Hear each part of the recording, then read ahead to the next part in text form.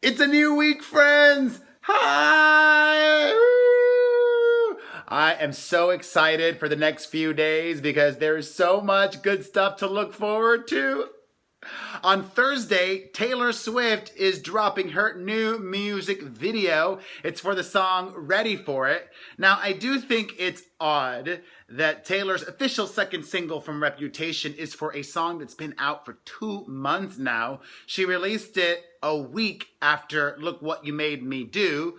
Ed Sheeran tried the same approach with Castle on the Hill. It's a song that he released once he released Shape of You, both simultaneously. Shape of You took off. Castle on the Hill, not so much. That was the second single. It underperformed, in my opinion. I think the same thing will happen to Taylor's song, but I do expect the music video to be next level amazing. I've seen a preview for it, and it is truly next level. Epic. Cinematic. Taylor Swift goes sci-fi and Taylor Swift gets naked. That's right. Taylor is bearing her body on her own terms. And I do think it's an indirect addressing of Kanye West's famous music video, which I can't wait. I'm going to be making a live reaction video to that. I will also be making a live reaction video to Selena Gomez's new single, Wolves. She's doing that with Marshmello, and we have that to look forward to on Wednesday. Did you guys watch Keeping Up with the Kardashians last night?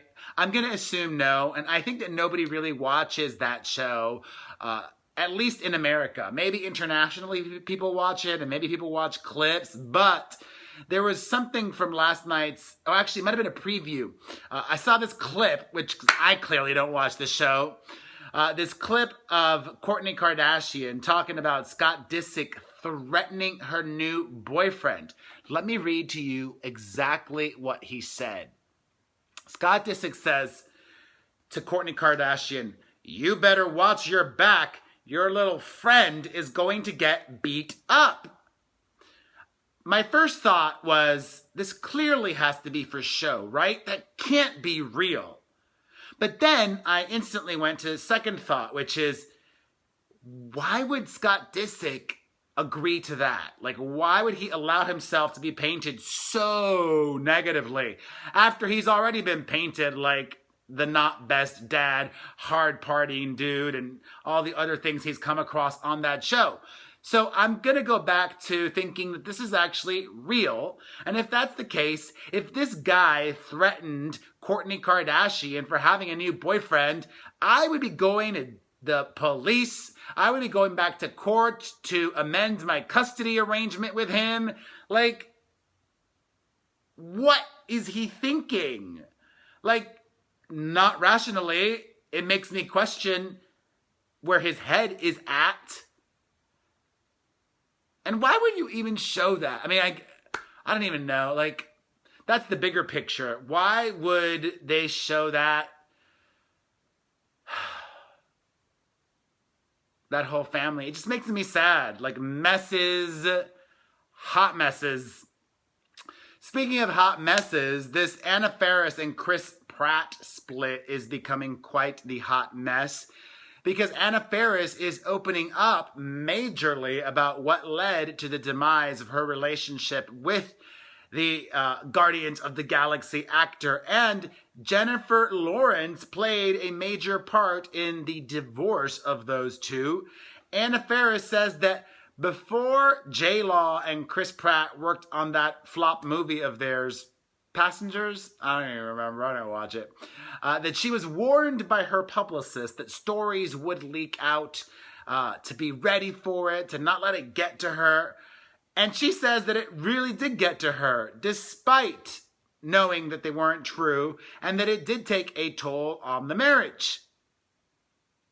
Seems to me like a cop-out. Seems to me like she's wanting somebody or something to blame. Seems to me like she's not really being fully honest. I don't know if I believe that. I don't know if I buy that. But hey, she's got a book that she's promoting. That's in her book. And make that money. In other news, Sam Smith has come out as gender fluid, and I want to quote him accurately. The singer said, looking back on it, no, that's about being gay. Here we go. He says, when asked if he feels like a cisgender male, he replied, no. I mean, I've got these tattoos on my fingers. I don't know what the title would be, but I feel just as much woman as I am man. Sam Smith says he's gender fluid, and I am so saddened by the response that has gotten.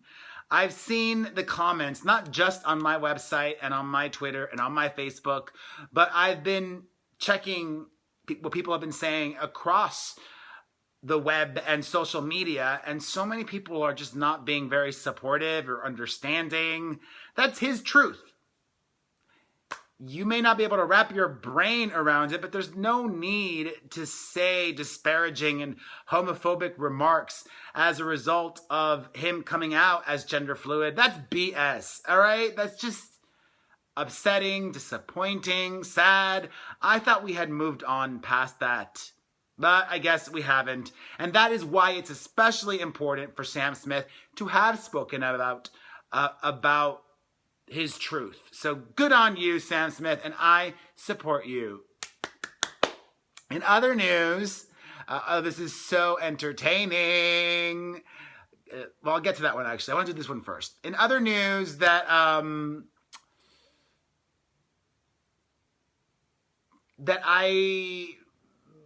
am not buying. There we go. I should have put this one after the Chris Pratt and Anna Faris one. Kim Cattrall says that Sex and the City, the TV show, prevented her from having children because it was such long hours. That didn't prevent any of the other women on the show from having children. That seems like a cop-out to me and a BS excuse. In other news, Mickey Rourke is coming out in defense of Harvey Weinstein. Why? I'm not sure. He says that what Harvey did was, quote, fucked up, but apparently the public needs to remember all the good, quote, over the years that Harvey Weinstein did. Heavy breathing. Some people, like Mickey Rourke and Lindsay Lohan, will do and say whatever just to get attention. So, good on them, I guess. It worked. Sending some positive vibes to Christophe St. John. The soap opera actor has been put under a 5150 psychiatric hold for 72 hours after threatening suicide. He was getting close to the 2-year anniversary of his son Julian's suicide. And events like that, anniversaries, can be quite triggering to people. If you are having thoughts like that, tell someone. Tell someone, ask for help. Just sending positive vibes his way. Also, Megyn Kelly is opening up about how she complained to Fox News about Bill O'Reilly's harassment of women and how they did nothing. If you want to read in detail about that, I've got all the details up on PerezHilton.com. Not surprising whatsoever. But let me end on some positive news. Congratulations to Caitlin McHugh. She is now also known as John Stamos' fiancée. The actress did what many before her could not, with the exception of Rebecca Romijn.